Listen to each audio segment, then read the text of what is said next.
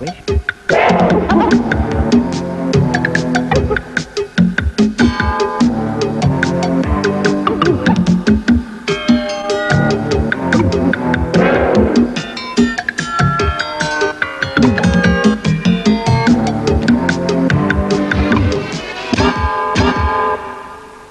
Stand by for some scientific magic. Nothing up my sleeve, no electronic trickery. It's a bit like Lewis Carroll's Alice stepping through the looking glass, only it's a liquid mirror, like mercury. How's it done? Caught wet-handed. This experiment allows me to see not just underwater, but under the surface of the water itself. At one end of this bowl, I fixed a mirror, sloping at about 45 degrees, and I've just topped it up with tap water. Now if I stand here and look straight down into the mirror and put my hand into the water, a magic moment. What it would be if we didn't know how it worked. I'll leave you to think about it for a bit, because this program's all about mirrors and light and lenses and how they can be used. Smile, you're on Carol's camera. Nowadays, many people capture their magic moments on video. Their wedding perhaps, or children playing, and afterwards wish they'd had a still photograph of that moment to send to Auntie Flo in Australia. Well, there are simple ways to produce photos from home videos, and if I can stir Ian into action, we'll have a go. It's time to stop watching yourself on the television, Professor, and do some work. Righto, I'll have a go. Where's the camera? Oh, frame it up. There we are, take the photograph. Nothing could be simpler. Plenty of things wrong with that method, wouldn't you say? Well, I suspect the flash didn't help us much. No, it's the television picture we're interested in as opposed to the television set. So the first thing to do is to switch the flash off. Yes, if you can't control the flash, cover it up with a piece of black paper. To produce really good photos, you need to know a little bit about how a television picture works. It's quite a complicated thing, and it's made up of 625 lines. But the main thing which will affect your results is that these 625 lines change 25 times every second. And so a complete television picture lasts for just 1/25th of a second. Now, if Ian moves and we slow the videotape down, you can see the individual frames that go to make up the moving picture. 1/25th of a second may seem quite fast, but in still photography it's rather a long time, and 1/100th of a second shutter speed is much more normal. To successfully capture a TV picture, you need a camera with a variable shutter speed. That's the most important thing. And with a camera like this, I can select the shutter speed myself. This is the effect you get if the shutter speed is too fast. There's a bar right across the photograph, which spoils what would otherwise be quite a decent picture. So what I need to do is to select a shutter speed of a 15th of a second. Now, I can't hold the camera still enough for such a slow shutter speed, so I need a tripod or a pile of books to balance the camera on whilst I point it at the television. With most modern cameras, many things are automatic, so the all-important shutter speed can't be set directly by the user. With a camera of this kind, however, there's a simple experiment you can try to see if the camera sets the shutter speed itself. Next time it's empty, point it to a bright scene, trigger the shutter and listen. Then point it to a dark scene and do exactly the same. Can you hear the difference? The second time, in the dark scene, the shutter speed was much slower. So this camera is suitable. All you have to do is trick it to set a slow enough shutter speed to produce good results. Now, in most automatic cameras, a light will come on in the viewfinder if the shutter speed is too slow for hand holding, and that light should be on when you take a photograph of the television. There are many other things you can do to help you get good results by adjusting the television picture.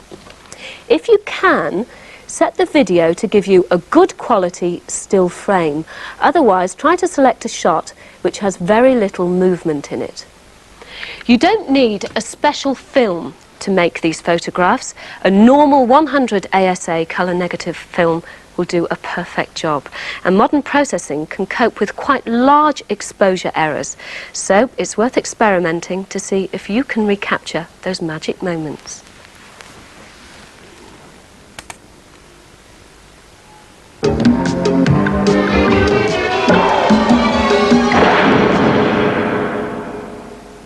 For us today, electronics represents the most advanced form of technology available. But if we'd lived in the 17th century, the time of Galileo and Newton, the lens was at the forefront of technology. And telescopes and microscopes were being developed as accurate scientific instruments.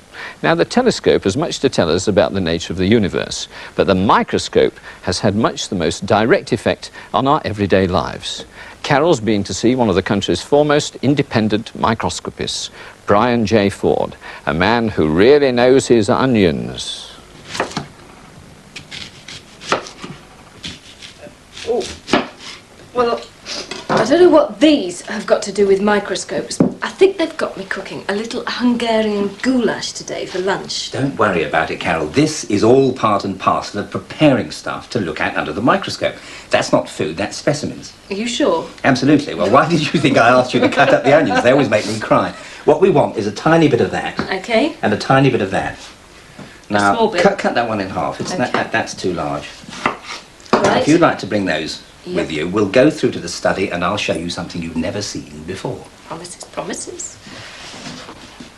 Carol, I'll give you a dish for those. Leave those there a sec. I want to show you something else first. Now then, if you saw that in an antique shop, what would you think it was? Oh, I think it's a pretty old map of the sort of Mediterranean area. The sort of Mediterranean area. Well, let's have a look.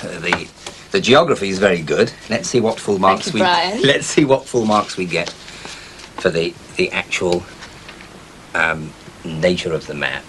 Now let's see if we can find something that we recognise. Mecca. Everybody yes, knows I've that. heard of that. Right. Now, have a look at that.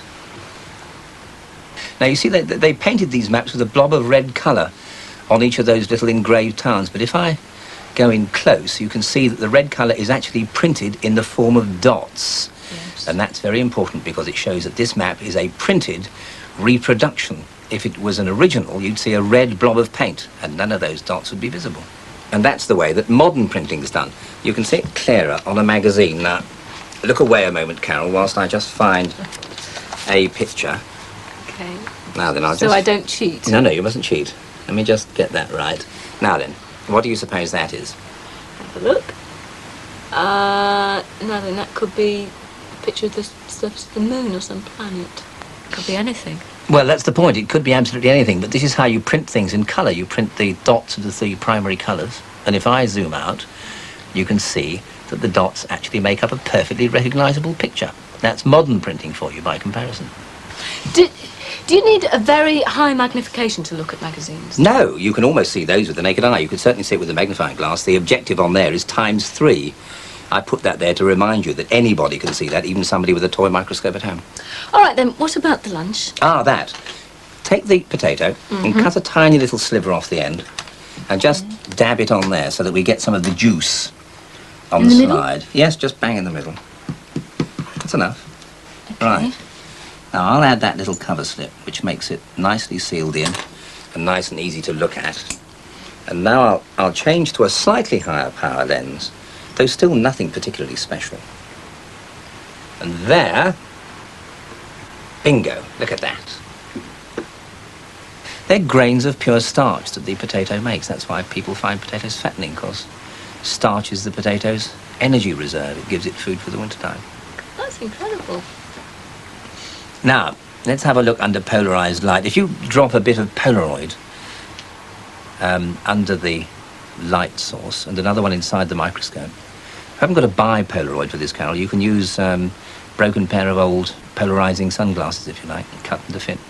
And if you rotate one against the other, now look at that. The background goes dark. This beautiful cross That's appears. fantastic. Maltese cross. And that proves that the grains are made of starch. That's the typical appearance of potato starch. And if you see that appearance anywhere, it means you've got starch grains. Oh, Brian, I never knew tatties could be so beautiful. Tatties, they are lovely, aren't they? It's Yes, a beautiful they sight. are. What about these onions? Well, the onions We're not going to see starch grains in those, but the onions take us down to, as it were, the key to all life. The onion will give us a living cell. Just take a piece of it and use that scalpel to pull away a bit of the top surface of the onion. Right. That's right. Yeah. And then what do I do? Just strip it back towards you. Now then, you see that little tiny thin bit that's come away? Lay it down on there. That's the bit that's quite slimy when you cut up onions, isn't How it? dare you speak of plant tissues like that? Now, I'm going to take a little drop of water. Now, I'm using a pipette, but any old common or garden eyedropper would do for that. Right. And then, with a little cover slip on top, like so, if we pop that under here in place of the potato, you will see life as it is lived in the raw. Inside each cell, there's one on the left and two on the right there, you can see the nucleus, which of course is the controlling part of the cell. Let's just see if we can... blobs right in the middle. That's right. Just see if we can find a better one.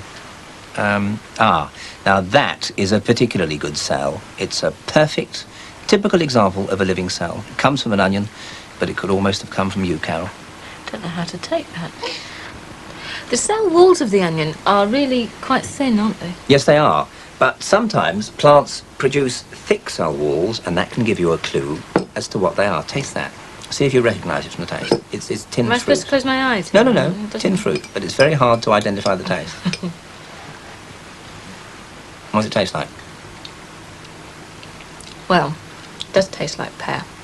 But And- it's quite gritty. It is gritty. And the reason it's gritty is because inside the pear there are what they call stone cells. And if I take a little tiny piece of that and macerate it on this You're slide... taking my food away from me. Only tiny bits, darling. I mean to say it's a minute scrollop, to use a technical term. And if I just put that under there, there's cells with very, very thick cell walls. In fact, you scrunch them between your teeth when you eat the pear.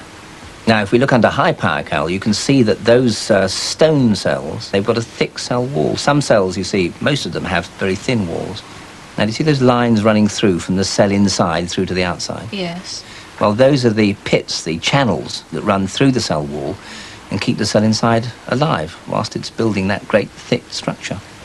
When I used to go to school, which was many years ago... Months and months. Months and months, yes. We never used to analyse our canteen food, but we always used to look at things like pond life, the traditional things to see under my... Pond life can be a disappointment because if you just go to a pond, it may be that the organisms you want aren't there. So the best thing to do is to stand them in jam jars on your windowsill and see what grows up. Now, there's a little single-celled organism called Peronema, which lives in ponds. Let's just get that in a better position. Now then, What's the... It looks like a tail, but it can't be, because it's... tail at the front. That's the flagellum, which is a whip-like structure. It sort of spins around at the far end and draws itself along through the water. That's Daphnia, water fleas. Grief. They're busy, aren't they? Yes, looks like a microbe disco. But even under low magnification, you can see their eyes and their little feelers and their appendages inside, their little legs kicking about. And that dark, curly line you can see is the gut, the intestines from the mouth to the other end. Pick one out on its own, Carol, and you can see in the back the pulsating of its heart. See that? That's fantastic. And those little white bits that you can see flowing up into the heart and out again are actually the blood cells.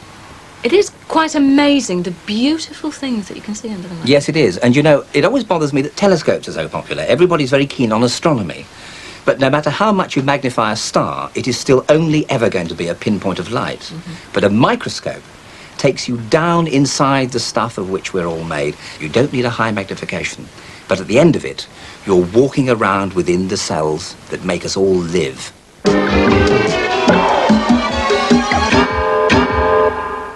This peculiar-looking little gadget is also a microscope, though you'd have a job recognising it as such. It's a copy of a microscope made by the most outstanding figure in microscopy, Antony van Leeuwenhoek. He was the first person to observe bacteria, although at the time he didn't know what he was looking at. Now, Van Leeuwenhoek was a 17th century Dutchman. He had no scientific training. He was a draper by trade, but his work was so outstanding that he was made a Fellow of the Royal Society of London. Now, what was special about his microscopes was that they only contained one lens. Unlike other microscopes of the period, which used several lenses, which gave them lots of magnifying power, but the images they produced were distorted and blurred. Van Leeuwenhoek concentrated on making single lenses of high quality, which gave him magnification of over 500 times. But they were very small, about the size of the head of a pin.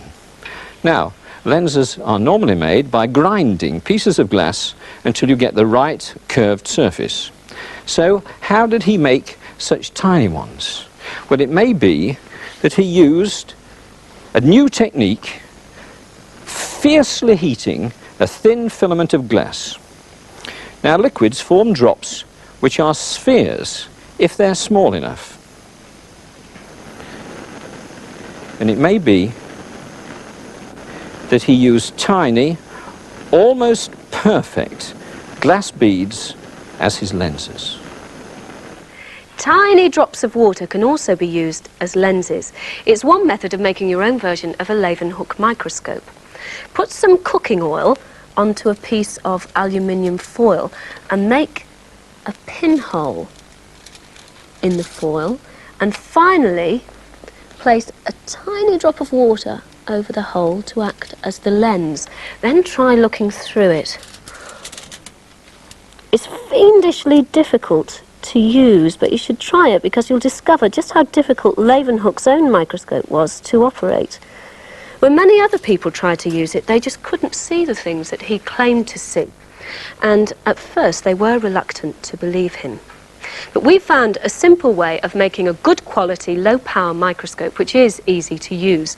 You need a pair of binoculars and the lens from a magnifying glass. Now, first of all, cut out a piece of card which is about the same size as the lens and make a hole in the centre about 3 millimetres or 1/8 of an inch across. Next, attach some freezer bag ties to the card and wrap an elastic band around the front end of the binoculars and thread the ties through. And finally, put the lens, which is from the magnifying glass, in there and draw the ties up to secure it, and try to centralise the lens as much as possible. And there you have your microscope.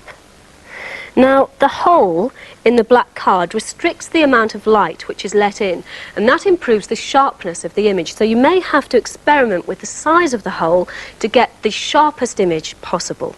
But to make it easier to use, I've made a wooden clamp, and the binoculars slot into the clamp so that I can get a comfortable view from the microscope side. Now, put some light onto the specimen and re-centralise the lens just in case it's slipped. And this microscope is focused by moving the specimen up and down, either on a piece of rubber foam or on these small sliding wedges which will adjust the height. So if you have a pair of binoculars for just a few pounds extra, you'll be able to make a microscope which is better than many at 10 times the extra cost.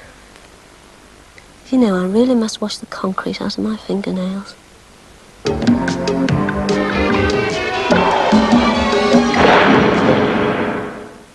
I'll take nobody's word for it, signed.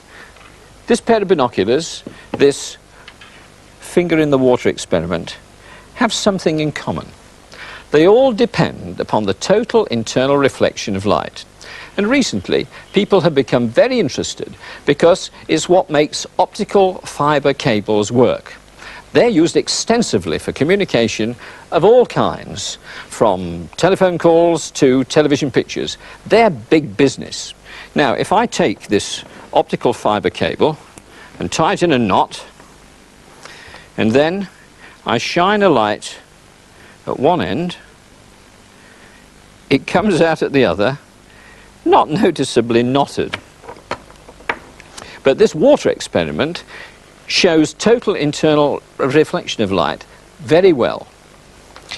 If you've ever swum underwater and looked up at the surface, you have got a restricted fisher's eye view of the world outside. The angled mirror enables me to look under the surface of the water without getting my beard wet. Now, whenever light travels through a transparent substance which is denser than air, say water or glass, as it strikes the surface, say between water and air, it goes straight through. But if it comes at it beyond a certain angle, it's reflected off and can't get out. That's total internal reflection of light. It's happening all the time in optical fibre cables, and the light just can't escape. Now, I said that light cannot escape from optical fibres, but these optical fibres have been fractured along their length so that light can leak out, and they're constantly fed by changing coloured light. A very nice piece of scientific art. Light passes easily through water. You can see my face through this glass. But it is possible to make light stay inside water. The main thing you need is a plastic lemonade bottle, and make a hole at the bottom about 3 millimeters across. I've filled the bottle with water and screwed the cap on really tightly. And surprisingly, the water doesn't run straight out because air can't get in at the top. Now stand the full bottle in front of a source of light, and a torch would work perfectly well in a darkened room, but we're using a slide projector to see the same effect in the studio. Now you can paint the bottle black or wrap tape around it, and that will cut out any of the spill light. And if I partly unscrew the cap, air gets in at the top and the water flows out at the bottom, and I can control the flow of water by adjusting the cap at the top. If I put my finger in the thin stream of water, it gets illuminated, even as the water curves down into the bowl. The light has been contained within the water, just as it is in modern fibre optic cables. This experiment was first performed in the middle of the 19th century, but only now, more than 100 years later, is the effect being commercially exploited, which just goes to show how long we may have to wait for some scientific discoveries to be of any use. Science is best understood by doing experiments, and many of our experiments can be repeated at home. But whilst you're watching, and we hope enjoying the programme, it's not easy to get down all of the details.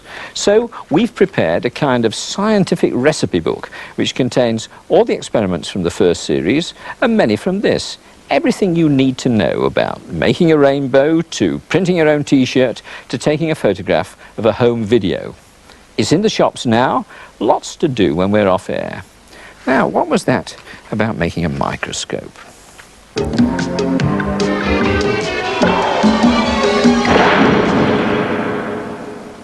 What makes a square square? 4 equal sides and 4 right angles, right? Just the sort of answer I'd expect from a Cambridge engineer. Our next programme is going to be very different. It's about what can happen when science and art work together. Until then, take nobody's word for it. Especially a chemist at his easel.